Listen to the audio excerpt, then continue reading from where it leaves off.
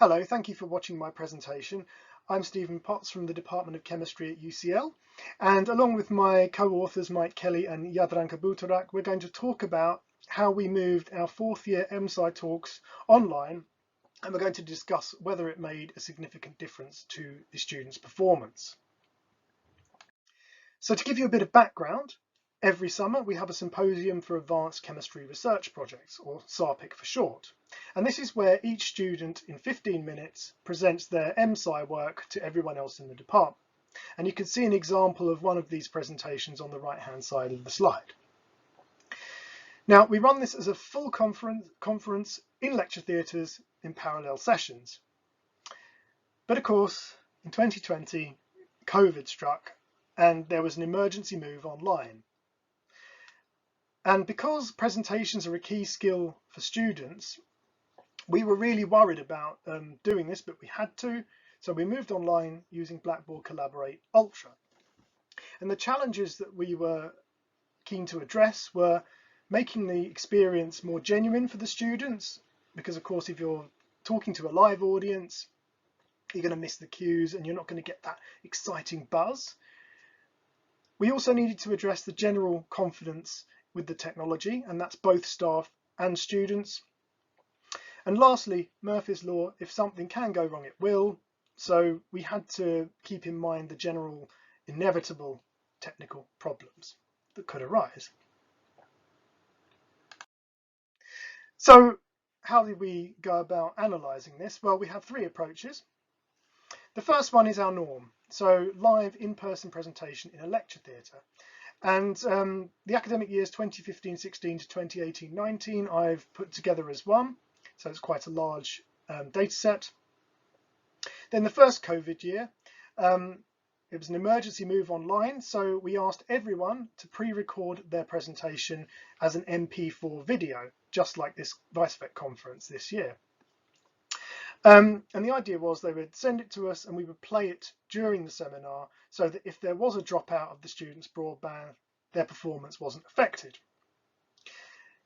There's also the possibility that it reduces their stress and anxiety, which can only be a good thing in these uncertain times. The last approach, which is the academic year just gone, was a live delivery but online, because we realised that a lot of the technical problems we were concerned about didn't manifest themselves in the previous year. So we said, you'll present live, we still want the videos though, and we'll use them as a backup in an emergency situation. And I'm pleased to say we didn't have to resort to that. So we had the results, and I took the mean marks and analysed them using t-tests and one-way ANOVA. And we also had a look at the qualitative feedback from the students given at the end of course questionnaire. So before I discuss the results, I just want to address one of the challenges, and that was confidence using Blackboard Collaborate, or equally any online platform such as Zoom or Teams. And the first thing we insisted upon was that all staff who were chairing and students were given full training on this system, and students were given practice sessions where they could try sharing their screen with a staff member present to talk them through it. So there was no issue on the day if they had to present live. Secondly, each session had two chairs. One was the subject chair, who is the typical chair who introduced the talks, led the questions, gave some general chit-chat to calm everyone down. Whereas in the background, but equally as important, we had the technical chair. When we had the pre-recorded videos, the technical chair would line them up in the browser and play them to the audience as and when. And just as a side note, Blackboard Collaborate is notoriously temperamental with various browsers, so we found Google Chrome was the most stable one to use. When students were giving live talks this academic year, the technical chair also managed the roles of the speakers, so making them a presenter as and when necessary, and therefore giving them the camera and microphone permissions. And this reduced issues with students accidentally unmuting themselves or staff and disrupting the symposium that way. Now, the benefits of having two chairs probably obvious in that if there's a technical issue, the broadband drops, we still have a chair there to run the session and the confusion is minimized. And it's also a reduced cognitive load for chairs. Really don't recommend doing an online symposium on your own. I did it once and I wouldn't wish it on anybody. Okay, so let's have a look at the results. So here we have the student mean marks for each approach. They're all about roughly the same, but the middle one for the pre-recorded online is slightly higher.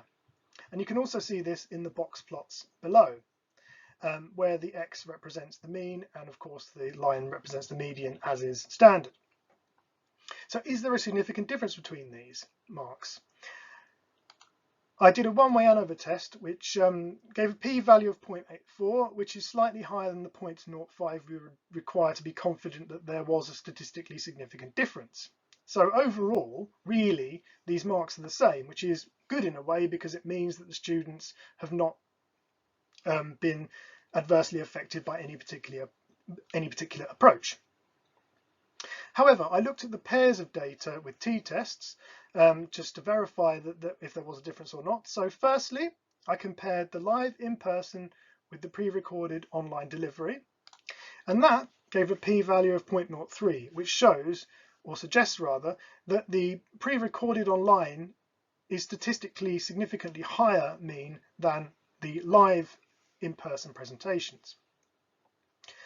Now, looking at both online approaches, the t-test gave a p-value of 0.079, which is low but still not statistically significant. And lastly, if we compare the live in-person with the live online incidences, there was absolutely no difference really at all.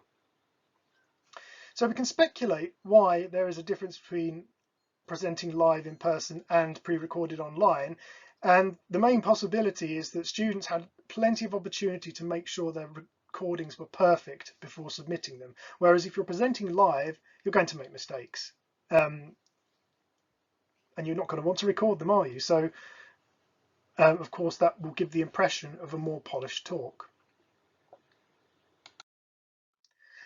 If we look at the students' views, and I'll go around clockwise, so these are representative of what a lot of the students said, and for the pre-recording cohort, they said it was much less stressful, and again, no surprise, that's been seen in the literature.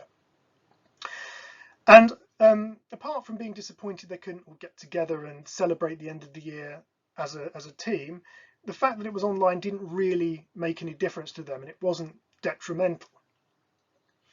And lastly, and this is one who presented live online, they still found it easier than giving a talk to an audience in person, perhaps because they don't happen to glance into the audience and see someone yawning, which can be off-putting.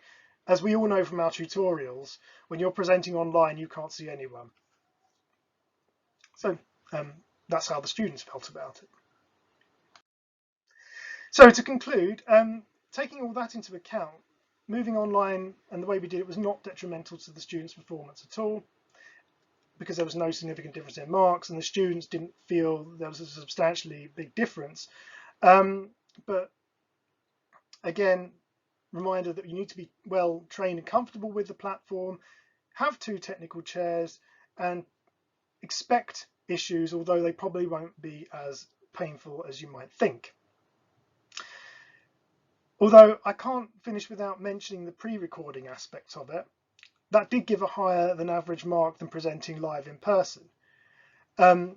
And this is probably because there was reduced anxiety about presenting, because students weren't actually presenting live, and they could make it perfect in their eyes and give a more polished performance. So one could question if we are assessing the same skills, but regardless of the cohort who did what, I think they've all given excellent presentations and there was no detriment to them. So lastly, I'd just like to finish with some acknowledgements. I'd like to thank the SARPIC organisers, Sally, Paul and Matt, and of course all the Year 4 students who took part in them. Also have to mention the technical chairs, and these are ones from the first year we did this, so it was very experimental. They were amazing. And And I'd also like to thank Linnea and Smita for organising such a fantastic conference, and thank you for listening.